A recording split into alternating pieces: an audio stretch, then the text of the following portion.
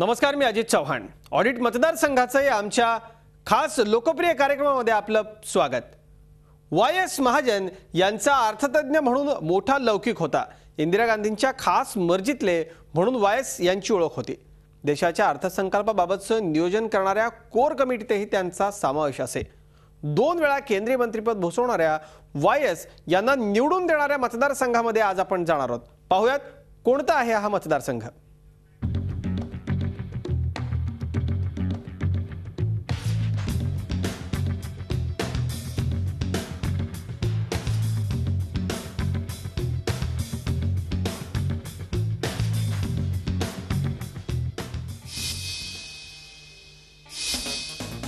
राज्याची banana capital म्हणजे ही रावेर नगरी। जळगाव जिल्ह्याच्या पूर्वेला असलेला हा लोकसभा मतदारसंघ।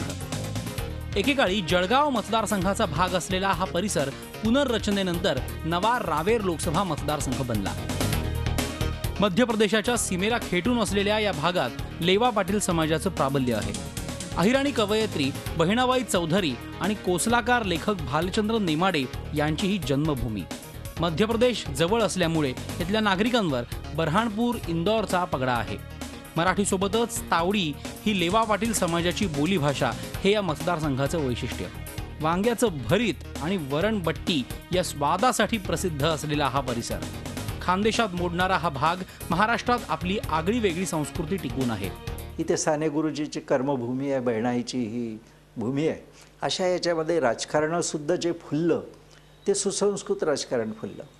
या लोकसभा मतदारसंघाची अर्थव्यवस्था प्रामुख्याने शेती या व्यवसायावर आधारित आहे। केळी आणि इतर पिकांवर इथला व्यवसाय चालतो। इथं मोठे आणि छोटे उद्योगही अगदी बोटावर मोजण्या इतकेच आहेत। मध्य रेल्वेचं भुसावळ जंक्शन देशभरात फेमस आहे। रावेर लोकसभा मतदारसंघात 2009 मध्ये 14,18,691 मतदार होते। त्यामध्ये पुरुष मतदारांची संख्या होती 7,35,487, तर महिला मतदारांची संख्या 6,83,204 इतकी होती। रावेर हा पूर्वीपासून काँग्रेस आयचा गड होता। माजी खासदार वाय.एस. महाजन आणि माजी विधानसभा अध्यक्ष मधुकरराव चौधरी यांची नेहरू घराण्याची राजकीय जवळीक असल्यामुळे काँग्रेसचे अनेक कार्यक्रम इथे झाले आहेत। महात्मा गांधींनी खेड्याकडे चला असा संदेश दिल्यानंतर 1936 मध्ये भारतीय राष्ट्रीय काँग्रेसचं ग्रामीण भागातलं पहिलं राष्ट्रीय अधिवेशन फैजपूरमध्ये पार पडलं। त्यावेळी धनाजी नाना महाविद्यालयात हुतात्मा ज्योत उभारण्यात आली। आजही इथं या अधिवेशनाच्या स्मृती जिवंत आहेत। संसदेतील लाचखोरी प्रकरणात जळगावचे भाजपचे खासदार वाय.जी. महाजन यांना राजीनामा द्यावा लागला होता। त्यामुळे झालेल्या पोटनिवडणुकीत 2007 साली भाजपचेच हरिभाऊ जावळे जळगावमधून निवडून आले। मतदारसंघ पुनर्रचनेनंतर 2009 मध्ये झालेल्या पहिल्याच निवडणुकीत रावेरमधून हरिभाऊ जावळे पुन्हा एकदा खासदार म्हणून विजयी झाले। विधानसभा मतदारसंघातील बलाबल लक्षात घेतलं तर मुक्ताईनगरमधून विधानसभेतील विरोधी पक्षनेते एकनाथ खडसे, जामनेरमधून गिरीश महाजन, मलकापूरमधून चैनसुख संचेती हे भाजपचे आमदार निवडून आलेत।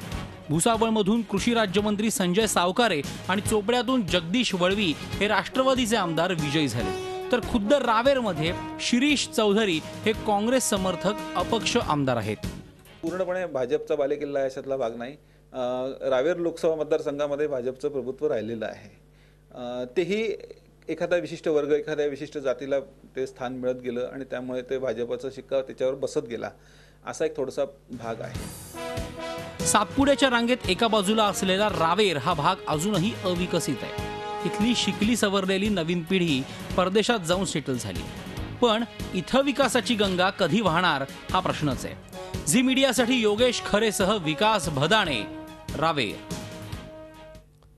रावेर लोकसभा मतदारसंघामध्ये कोणाचं किती टक्के मतदान आहे यावर एक नजर आपण टाकूयात। 59% हिंदू आहेत, 28% मुस्लिम, बौद्ध 9%, ख्रिश्चन 2%, जैन आणि अन्य मतदान आपण बघितलं नेमकं किती आहे, कसं आहे, जातीने आहे, समाजने आहे। स्वातंत्र्यपूर्व काळामध्ये रावेरमधल्या फैजपूर येथे 1936 मध्ये काँग्रेसचं ग्रामीण भागातलं पहिलं राष्ट्रीय अधिवेशन झालं होतं। स्वातंत्र्य सैनिक धनाजी नाना चौधरी यांच्या योगदानानं हे महाअधिवेशन ऐतिहासिक ठरलं होतं। कधी काळी काँग्रेसला दिशा देणाऱ्या या मतदारसंघात सध्या मात्र भाजपचा वरचष्मा आहे। रावेरचे भाजप खासदार हरिभाऊ जावळे यांची आपण ओळख करून घेऊयात. नाव हरिभाऊ जावळे, जन्म 1 जून 1953, वय 60, शिक्षण पदवीधर. एकनाथ खडसे समर्थक खासदार हरिभाऊ जावळे लेवा पाटील समाजाचे. जळगावच्या यावल तालुक्यातील भालोद हे त्यांचं जन्मगाव. BSc पदवीधर असलेल्या हरिभाऊंची जडणघडण झाली ती राष्ट्रीय स्वयंसेवक संघाच्या मुशीत. नंतर ते भाजपमध्ये सक्रिय झाले.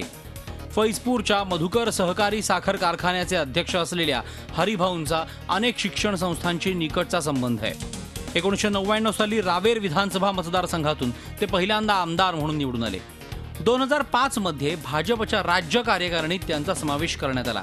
जळगाव लोकसभा मतदारसंघात एप्रिल 2007 मध्ये झालेल्या पोटनिवडणुकीत भाजपने हरिभाऊंना तिकीट दिलं आणि त्यांना खासदारकीचा टिळा लागला.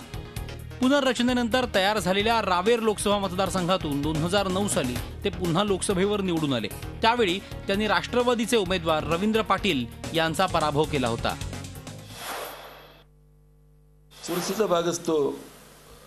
आमचे समोरचे जे उमेदवार होते रवींद्र भाई, त्यांचा बोदवड आणि मुक्ताईनगर त्यांचा तालुका असल्यामुळे त्यांना तिथे लीड मिळालं. जामनेरमध्ये थोडं निसट्ट लीड मला मिळालं. यावलमध्ये सर्वात जास्त मला मिळालं. रावेरमध्ये मी थोडं कमी पडलो. असे सर्व म्हणजे इथे सर्वच समाजाचे खूप मोठा इथे दलित समाज, तळवी समाज असे सर्व समाज इथे एकत्र रावेर तालुक्यात खूप झालेला आहे.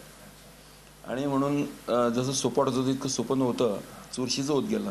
आणि त्यांना नंतर मी जवळजवळ 25,800 मतांनी निवडून आलो.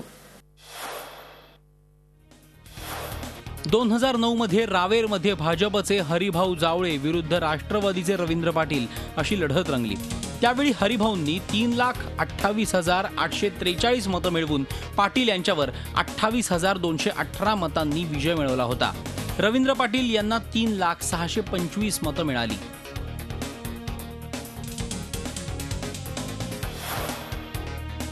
हरिभाऊंची एकूण मालमत्ता 78,42,881 रुपये इतकी आहे. यापैकी 53,44,500 रुपये स्थावर मालमत्ता आहे, तर जंगम मालमत्ता 24,98,381 रुपयाची आहे. खासदार निधीसाठी मिळालेल्या 13,98,00,000 रुपयांपैकी जावळेंनी 9,11,00,000 रुपये मतदारसंघात खर्च केले. खासदार निधी बऱ्यापैकी खर्च झालाय, पण तरीही रावेरमधील पायाभूत आणि महत्त्वाच्या कामांकडे खासदार हरिभाऊंचं दुर्लक्ष आहे. हरिभाऊ जावळेंच्या कारकिर्दीबद्दल जर सांगायचं तर प्रश्न असा आहे की हरिभाऊ जावळेंनी काम निश्चितपणे केलं आहे. धावपळ खूप केली, पत्रापत्री खूप केली, नेत्यांच्या भेटीगाठी खूप घेतल्या, परंतु त्या प्रत्यक्ष फील्डवर त्याचं काहीच प्रतिबिंब उमटलेलं दिसत नाही. भाजपचा पारंपरिक बालेकिल्ला असलेल्या रावेरमधून हरिभाऊ जावळेंनी गेल्या 15 वर्षात मोठी राजकीय झेप घेतली. मात्र आगामी निवडणुकीत विरोधी पक्षाविरुद्ध लढण्यापूर्वी पक्षांतर्गत लढाईत त्यांचा कस लागणार आहे. विकास भदाणेसह योगेश खरे, झी मीडिया, रावेर. रावेर लोकसभा मतदारसंघाचे खासदार हरिभाऊ जावळेंनी रावेरमध्ये शेती रस्ते ही अनोखी संकल्पना राबवली. देशात सर्वप्रथम अशा प्रकारची संकल्पना राबवण्यात आली.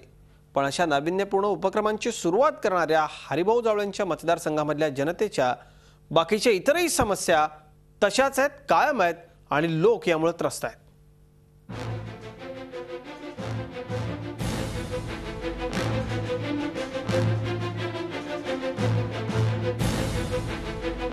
पूर्वी जळगाव मतदारसंघाचा भाग असलेला रावेर मतदारसंघ विकासापासून अजूनही कोसो मैल दूर आहे. खासदार हरिभाऊ जावळे विकास कामांकडे फारसं लक्ष देत नसल्यानं मतदार त्यांच्यावर कमालीचे नाराज आहेत.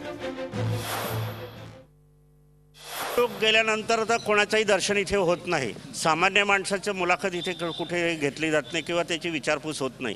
खड्ड्यात रस्ते म्हणण्यापेक्षा रस्तेच नाही असं माझं म्हणणं आहे या ठिकाणी. हाँ, आणि शालेय शिक्षणाचं कुठलीही सोयी सुविधा नाही. किसी भी तरह की तरक्की नहीं है यहाँ पर. सड़कों पे बहुत ज़्यादा खड्डे हैं और विकास काम बिल्कुल नहीं है. रावेर बनाना कॅपिटल असली तरी या परिसरात केळीवर प्रक्रिया करणाऱ्या उद्योगांचा अभाव आहे.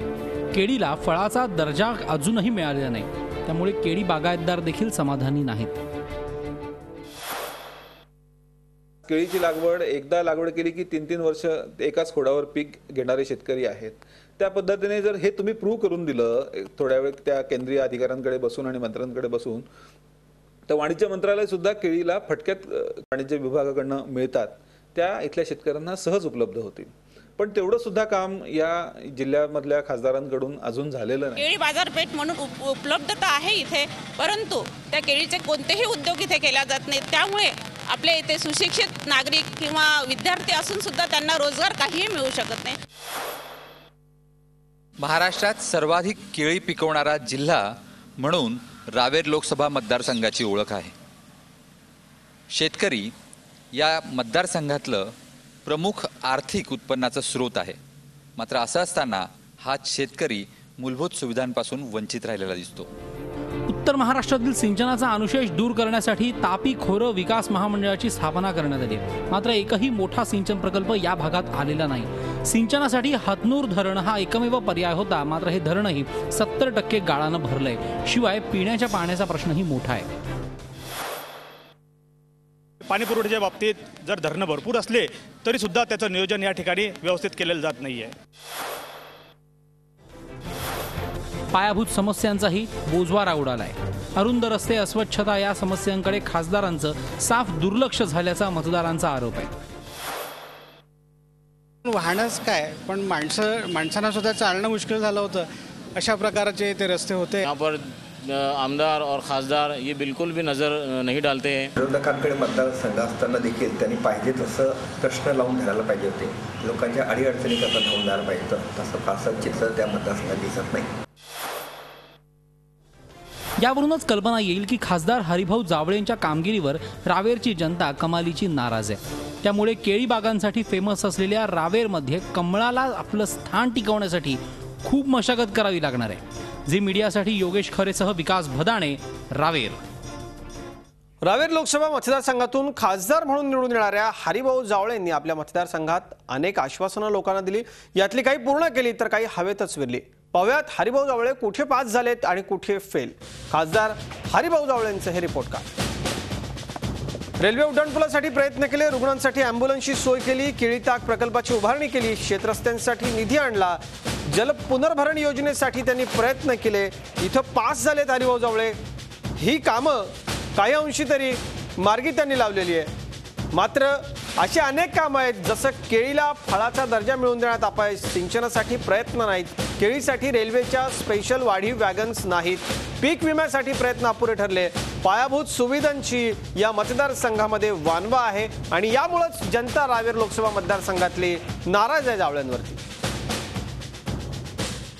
लेवा पाटील बहुल रावेर लोकसभा मतदारसंघामध्ये प्रमुख पक्षांनी लेवा उमेदवारच दिले तर रंगतदार लढतीची शक्यता आहे. पक्ष कुठलाही असो, कायम समाजाला साथ देणाऱ्या लेवा मतदारांचा गड असलेल्या रावेर लोकसभा मतदारसंघाच्या सद्यस्थितीवर एक नजर टाकूयात. भाजपच्या ताब्यात असलेला रावेर लोकसभा मतदारसंघ काबीज करण्यासाठी राष्ट्रवादीनं फिल्डिंग लावली आहे. पण या ठिकाणी भाजपच्या कमळाची पाळमुळं खोलवर रुजली आहेत. इथली परिस्थिती सध्या तरी भाजपलाच अनुकूल दिसतीये. याला कारणीभूत आहे ती काँग्रेसमधली गटबाजी, इतर पक्षातल्या नेत्यांचं सोयीचं राजकारण, भाजपचं कट्टर केडर आणि लेवा पाटील समाजाची साथ. शिवाय केंद्र आणि राज्य सरकारबद्दल जनतेच्या मनात नाराजी आहेच. सलग दुसऱ्यांदा खासदारकी भूषवणाऱ्या हरिभाऊ जावळेंचा वैयक्तिक करिश्मा फारसा प्रभावी नाही. फक्त साखर कारखाना त्यांच्या ताब्यात आहे. हरिभाऊ कार्यकर्त्यांना विश्वासात घेत नाही अशी ही तक्रार आहे. हरिभाऊ जावळेंची जेमतेम कामगिरी पाहता पुन्हा भाजप त्यांना तिकीट देणार का या बाबतीतही साशंकता आहे. खासदार हरिभाऊ जावळे यांना गेल्या 5 ते 6 वर्षामध्ये विकास कामांचा जो ग्राफ वरती करता आलेला नाही आणि त्यातच नागरिकांची आणि स्थानिक कार्यकर्त्यांची अंतर्गत नाराजी, पक्षांतर्गत नाराजी ही सुद्धा हरिभाऊ जावळे यांना यावेळेस कठीण ठरू शकते. त्याच्यामुळे येणारी 2014चं निवडणूक हरिभाऊ जावळे यांच्यासाठी नक्कीच टफ ठरेल. रावेर लोकसभा मतदारसंघामध्ये भाजपचं प्रभुत्व राहिलेलं आहे. तेही एखादा विशिष्ट वर्ग, एखाद्या विशिष्ट जातीला ते स्थान मिळत गेलं आणि त्यामुळे ते भाजपचा शिक्का त्याच्यावर बसत गेला, असा एक थोडासा भाग आहे. या मतदारसंघावर पक्की पकड असणारे विधानसभेतील विरोधी पक्षनेते एकनाथ खडसेंची सून रक्षा खडसे यांना लोकसभेची उमेदवारी देण्यात येणार असल्याची चर्चा आहे। तसं झालंच तर मुख्यमंत्र्यांच्या गुडबुकमध्ये काँग्रेसचे सहयोगी अपक्ष आमदार शिरीष चौधरी यांच्या कुटुंबातल्या एखाद्या महिला उमेदवाराला संधी मिळू शकते। शिवाय लेवा पाटील समाजाच्याच आमदार शिरीष चौधरींना भाजपच्या गळाला लावण्याचे प्रयत्न केले जाऊ शकतात असंही बोललं जात आहे। गेल्या वेळी राष्ट्रवादीच्या वाट्याला आलेला हा मतदारसंघ कुणाला सुटणार याबाबत आघाडीत संभ्रम आहे। काँग्रेसचे माजी खासदार उल्हास पाटील हे लोकसभेसाठी इच्छुक आहेत, तर राष्ट्रवादीतून रवींद्र प्रल्हाद पाटील यांना रावेरचे माजी आमदार अरुण पाटील आणि माजी शिक्षक आमदार दिलीप सोनवणे यांची स्पर्धा आहे। मात्र यावेळी मराठा समाजाऐवजी लेवा पाटील समाजाच्या उमेदवारालाच राष्ट्रवादीची पसंती असणार आहे। बऱ्याच वेळेला काही असे कर्तृत्ववान जे राज्य पातळीवर असतात त्यांना पक्षीय पाहत असतं की बा त्यांना लोकसभेमध्ये, पण मग त्याकडे असं पाहिलं जातं की मग तिकडे पाठवायचं ते इकडे पोकळी कोण भरून येणार, आणि ते नेतेसुद्धा तयार नसतात। एकूणच काय तर या मतदारसंघामध्ये ही जागा कुणाला